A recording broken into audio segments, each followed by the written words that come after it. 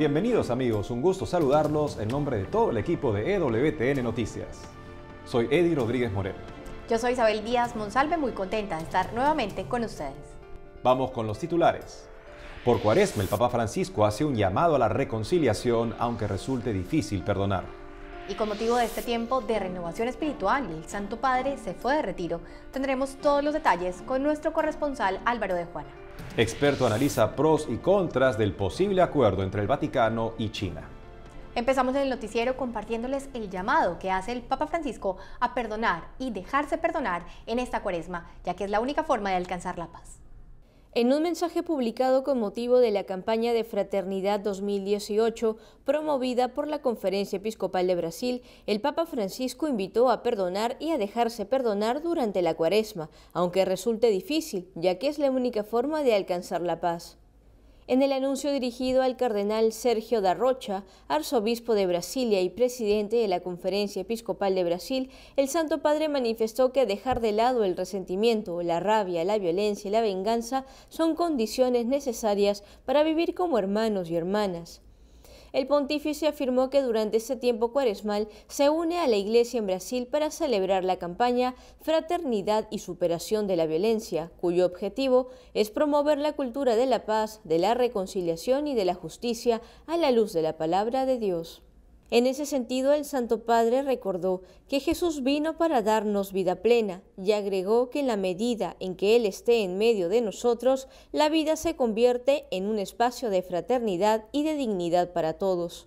Por último, el Papa Francisco concluyó su mensaje pidiendo a Dios que esta campaña de fraternidad anime a todos a encontrar caminos para superar la violencia, conviviendo más como hermanos y hermanas en Cristo.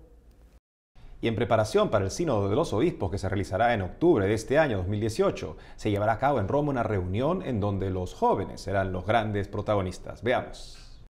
El próximo 19 de marzo se celebrará en Roma una reunión preparatoria para el Sínodo de los Obispos sobre los jóvenes, la fe y el discernimiento vocacional, que se llevará a cabo en octubre de 2018.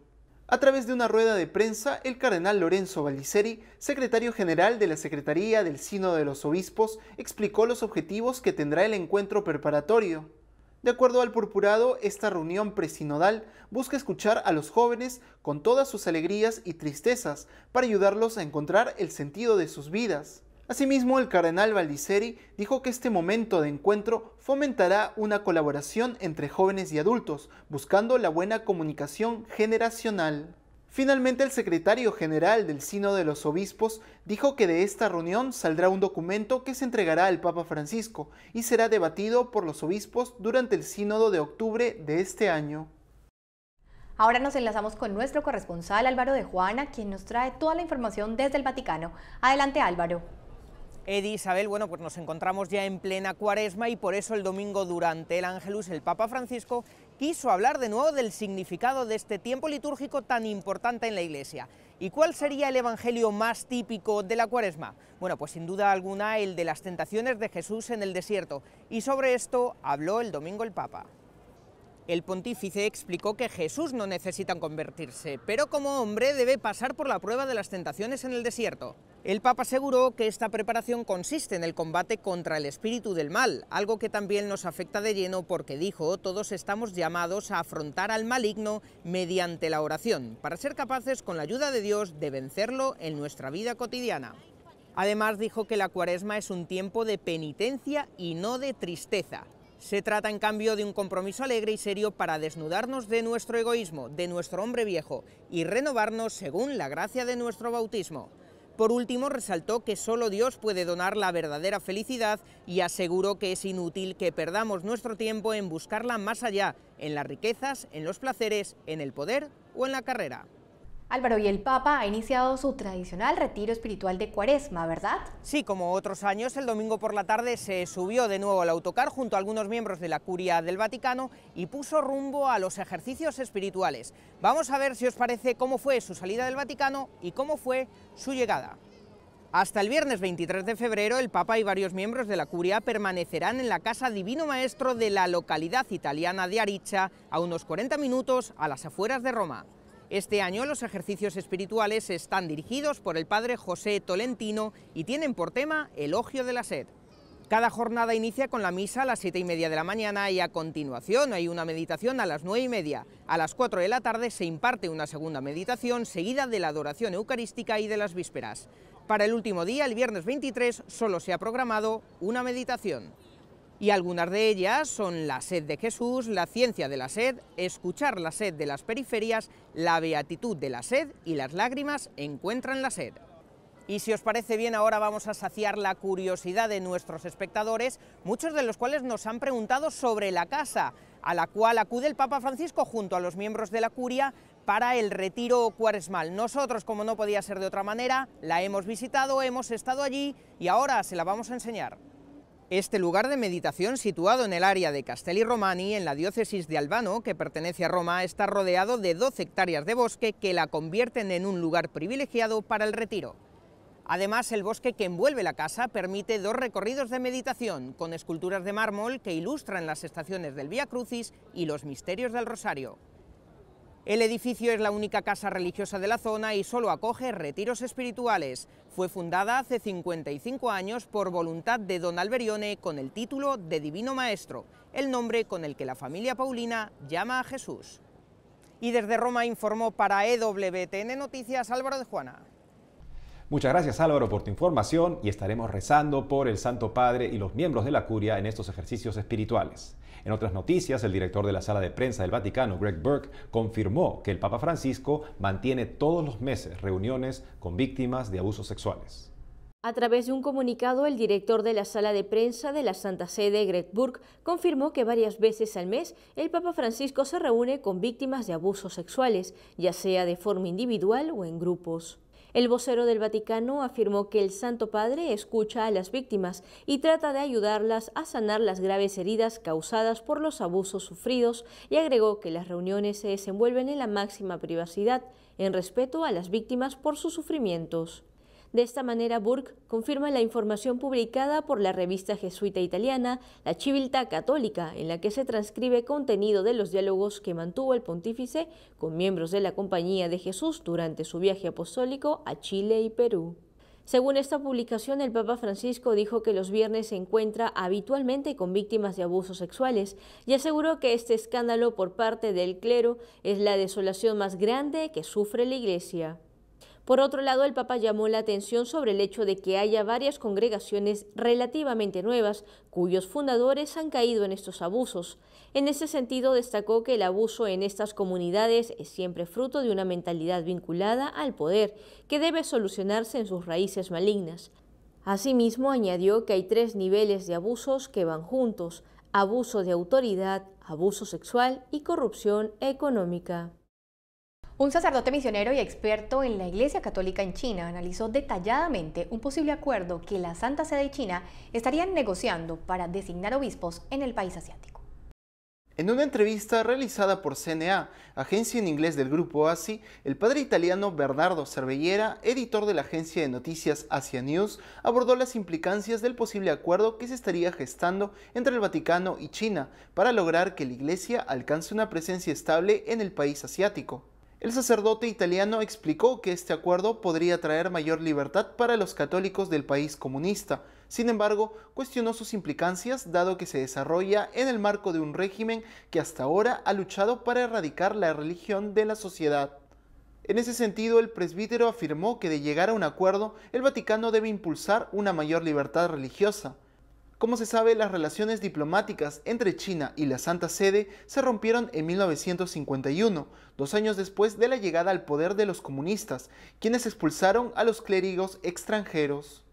Sin embargo, desde la década de 1980, los nombramientos de obispos se dieron de forma mancomunada, aunque el gobierno no dejó de nombrar prelados sin la aprobación del Vaticano. El resultado ha hecho cada vez más tensa la relación entre la Asociación Patriótica Comunista China, conocida como la Iglesia Oficial y leal al gobierno, y la llamada Iglesia Clandestina, que incluye obispos legítimos y sacerdotes fieles al Papa.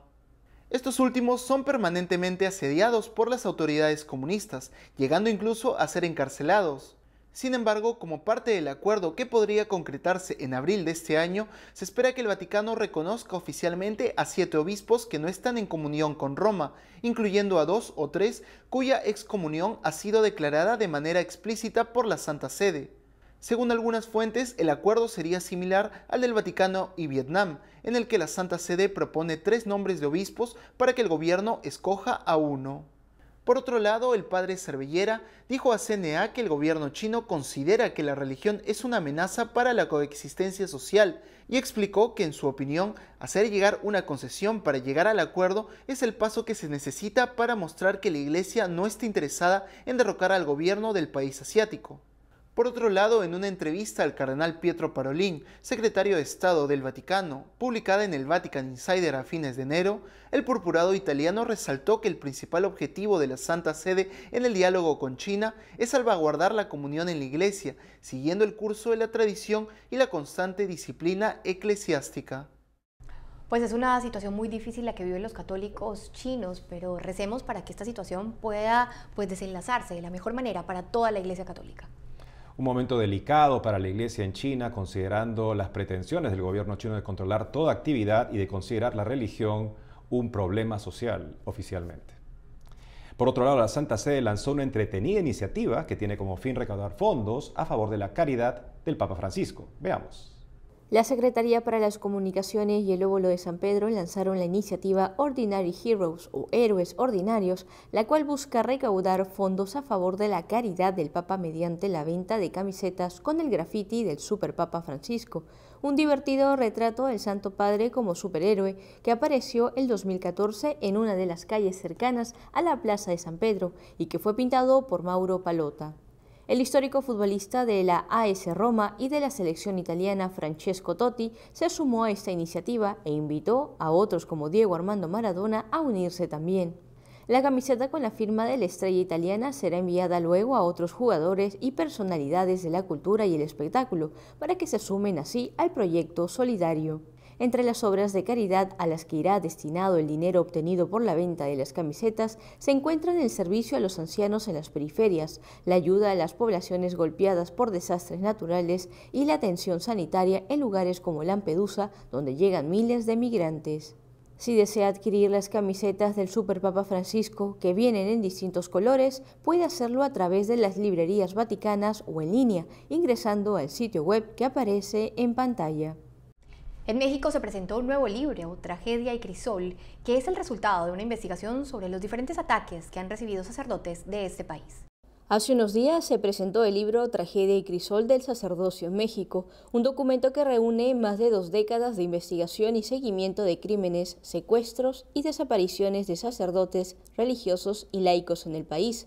Esta publicación es el resultado de las investigaciones del Centro Católico Multimedial y en el prólogo cuenta con la participación de Monseñor Ramón Castro, obispo de Cuernavaca, en coedición con Ayuda a la Iglesia Necesitada, México. Según el padre Omar Sotelo Aguilar, director del Centro Católico Multimedial y autor del libro, lo que se busca con este trabajo es mostrar cómo en los casos de asesinatos de sacerdotes en México, más del 80% de ellos han sido olvidados y están detrás de una ola de corrupción que no han sido esclarecidos. Por eso la publicación pretende pedir a las autoridades del país un mayor ejercicio de la autoridad. Asimismo, el autor del libro aseguró que como sacerdote se ve obligado a anunciar el Evangelio y denunciar lo que corrompe al ser humano a fin de que hechos de sangre como los que están pasando no se repitan.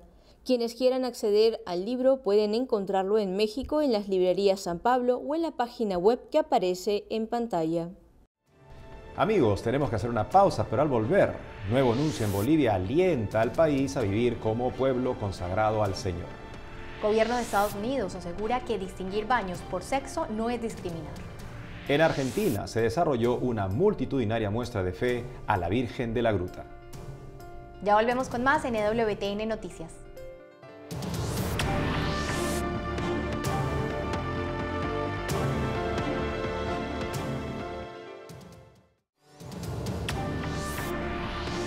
Continuamos con más información. En Bolivia, el nuevo nuncio apostólico celebró su primera misa pública en la Catedral Metropolitana de Nuestra Señora de la Paz, donde alentó al país a vivir como un pueblo consagrado al Señor. Con un saludo de agradecimiento a los obispos, sacerdotes y laicos, el nuevo nuncio apostólico en Bolivia, Monseñor Ángelo Acatino, celebró su primera misa pública en la Catedral Metropolitana de Nuestra Señora de la Paz. En la Eucaristía, Monseñor Acatino reflexionó sobre la consecuencia de ser un pueblo consagrado al Señor y explicó que por la sangre de Cristo todos somos consagrados en el bautismo.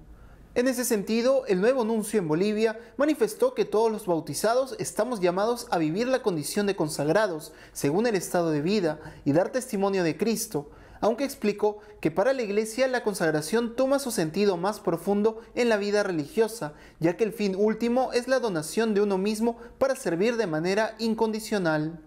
Por otro lado, Monseñor Acatino también destacó la santidad de la beata Nazaria Ignacia, fundadora de las Misioneras Cruzadas de la Iglesia, y que será la primera santa boliviana. El nuncio recordó su entrega a través del cuidado de los ancianos, la promoción de la dignidad y el derecho de las mujeres, e hizo suyas las palabras que pronunció la beata. Quiero levantar a Bolivia de su frustración. No quiero solo pan para sus pobres, ni repartir limosnas que se recogen de la caridad, sino elevar la dignidad de este pueblo. Ahora nos vamos hasta Nicaragua, donde la Pastoral Familiar de la Arquidiócesis de Managua invita a todos a participar en el 7º desfile por la vida y la familia, que lleva por lema La familia al pie de la cruz. La Pastoral Familiar de la Arquidiócesis de Managua te invitan al 7º Desfile por la Vida y la 5ª Expo Familia con el lema Familia al pie de la cruz, defendiendo la vida. Domingo 25 de febrero a partir de las 8 de la mañana. Puntos de salida: Managua, frente al Colegio Teresiano; Masaya, Rotonda San Jerónimo; Carazo, Colegio San José de Quinotepe. Participa y seamos todos una familia al pie de la cruz, defendiendo la vida. Bueno, así que todos nuestros deseos para que esta marcha en Nicaragua sea multitudinaria y que sobre todo convierta a muchos corazones en Managua. Por otro lado, el Departamento de Educación del Gobierno de Estados Unidos recordó hace poco que distinguir baños en base al sexo no es una forma de discriminación. En recientes declaraciones al sitio web BuzzFeed, Liz Hill, vocera del Departamento de Educación del Gobierno de Estados Unidos, afirmó que separar instalaciones en base al sexo no es una forma de discriminación y precisó que la ley vigente prohíbe la discriminación en razón del sexo, no de la identidad de género. Como se sabe, el colectivo LGTB en Estados Unidos ha presionado para que diversas instituciones, como las escuelas, permitan a cualquier persona usar los baños de acuerdo a su identidad de género autopercibida, llegando incluso a que en algunos lugares se creen baños unisex, en los que hombres y mujeres pueden ingresar simultáneamente. En Estados Unidos, la discriminación en escuelas está penalizada bajo la ley conocida como Título 9 de las Enmiendas de Educación de 1972. Sin embargo, la portavoz del Departamento de Educación explicó que el Título 9 prohíbe la discriminación en razón del sexo, no de la identidad de género. Por ese motivo, el gobierno norteamericano no actuará frente a denuncias de discriminación de personas transgénero con respecto al uso de los baños. Y en el marco de las celebraciones de la Virgen de Lourdes y la Jornada Mundial del Enfermo, se llevó a cabo en Argentina una gran Eucaristía y peregrinación en la gruta de Puerto Marplatense. Con una multitudinaria Eucaristía se celebró la fiesta de Nuestra Señora de Lourdes en la gruta de Puerto Marplatense, en Argentina. La misa fue presidida por el obispo del lugar, Monseñor Gabriel Mestre, y concelebrada por varios sacerdotes de la diócesis. Durante la homilía, el prelado aseguró que pensar en la Virgen María bajo la advocación de Lourdes es rogar por los que están enfermos, pensar en los hogares y en las personas que los acompañan. En ese sentido, el obispo pidió a la Santísima Virgen de Lourdes que interceda por las personas que tienen problemas de salud, pero sobre todo por aquellos que atraviesan momentos dolorosos, para que estén firmes en la fe y tengan paciencia. Posteriormente, Monseñor Mestre expresó su anhelo de que todos los reunidos en la gruta descubrieran su llamado a ser misioneros para proclamar las maravillas que el Señor hace en sus vidas.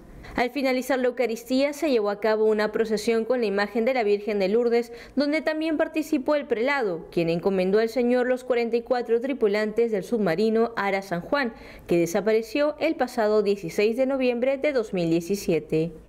Ahora nos encontramos enlazados vía Skype con el padre David Jasso, sacerdote y exdirector del Club Mexicano de Fútbol Monterrey, quien nos contará su interesante experiencia de respuesta al llamado sacerdotal. Padre, bienvenido a EWTN Noticias. Gracias, un gusto estar con ustedes. Padre, cuéntenos por favor cuándo y cómo descubrió su vocación al sacerdocio.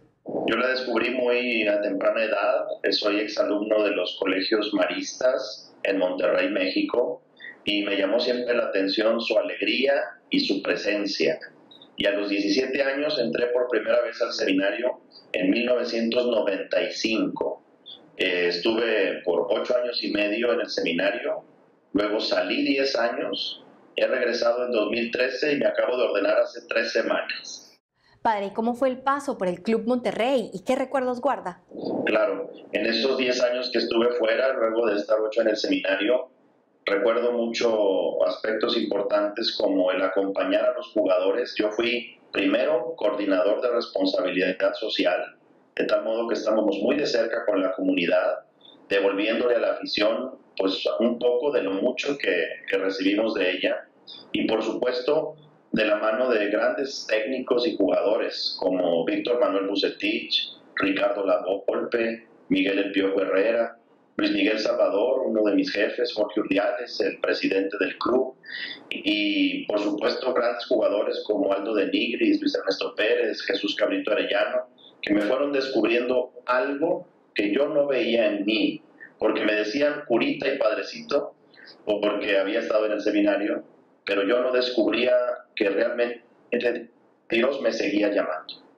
Padre, cuéntenos por qué decidió volver y culminar su preparación para el sacerdocio y qué siente al ya haber sido ordenado. Ser sacerdote significa jugarse la vida por Dios y por los hermanos. También tiene que ver con sudar la camiseta y entregarse. Esto ha dicho el Papa Francisco, un papa muy futbolero, que dice: ve para adelante, pateen adelante, busquen el reino, busquen la corona que no se acaba. Y creo que fue la insatisfacción personal. Yo trabajé, estudié, viajé por distintos países, fui campeón del fútbol mexicano en 2009 y 2010 con el Club de Fútbol Monterrey, pero no me llenaba nada sino el poder jugarme la vida por los demás. Y ahora en 3 semanas pues estoy viviendo esta gran experiencia de ser sacerdote. Padre, y para terminar, ¿qué mensaje le daría a un joven que esté en este momento cuestionando su vocación y que siente ese llamado para jugar en el equipo de Jesús? Que no se queden en la banca, que sean protagonistas, que jueguen en la cancha que Dios nos pone, que es la misma vida, y que acompañados de silencio interior para descubrir la voz de Dios y de contemplación para ver la necesidad, quieran jugar en el equipo de Jesús. Muchas gracias, Padre, por compartir este gran testimonio y cuente con nuestras oraciones por su misión sacerdotal. Gracias igualmente y un saludo a todos. En otras noticias, la líder opositora del régimen cubano, Rosa María Payá, hizo un fuerte llamado a la movilización ciudadana para lograr elecciones democráticas en la isla. En un evento realizado en el Museo Americano de la Diáspora Cubana en Estados Unidos, Rosa María Payá, promotora de la iniciativa Cuba Decide, llamó a la comunidad internacional a no reconocer una sucesión dinástica en la isla, sino a apoyar el plebiscito vinculante para que los cubanos puedan decidir en elecciones democráticas su propio destino. Durante la reunión, la líder disidente se refirió a las elecciones para la Asamblea Nacional del Poder Popular, que deben realizarse este año, dentro del sistema de partido único que impera en Cuba. En este sentido, Payá hizo un llamado a no aceptar como legítimo un proceso electoral que no tiene en cuenta a los ciudadanos. Asimismo, la líder opositora aseguró que la Asamblea Nacional, el Consejo de Estado y el presidente que vayan a designar no pueden representar a los cubanos. Rosa María, quien es hija del fallecido fundador del Movimiento Cristiano de Liberación, Oswaldo Payá, aseguró también que los cubanos no quieren otro caudillo, sino cambiar las reglas de juego para tener elecciones libres, plurales y justas. La joven disidente dijo que este es el tiempo para los cubanos de decidir su destino, ya que asegura que en estos momentos el régimen comunista se encuentra vulnerable. Finalmente, la promotora de la iniciativa Cuba Decide afirmó que su arma es la movilización ciudadana, que busca la lucha no violenta para lograr la realización de un plebiscito vinculante. Y para cerrar el programa los dejamos con la canción Mi Familia, última producción musical del cantante católico John Carlo, quien aparece junto a su familia. La letra está inspirada en su vivencia familiar y su experiencia de plena confianza en la mano de Dios. Hoy voy a entregarle mi familia, nuestro anhelo nuestros sueños, en sus manos los pondré. Yo sé que con él todo lo puedo, yo ya no me desespero, mi confianza está en él. Hoy voy a entregarle mi familia, nuestro anhelo, nuestros sueños, en sus manos los pondré. Yo sé que con él todo lo puedo, yo ya no me desespero, mi confianza está en él. Luego de la recuperación del hijo de John Carr, estos artistas se encuentran nuevamente compartiendo tarima y alegrando corazón. Es que yo amo a mi familia. La familia es la iglesia doméstica. Un regalo de Dios. Elkin Medina, Paulo del Toro. Cosa linda esta.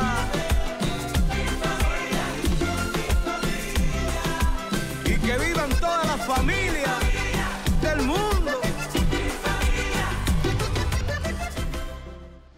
Eso es todo, amigos, por hoy. Gracias por haber estado en EWTN Noticias. Que tengan un buen día y hasta la próxima.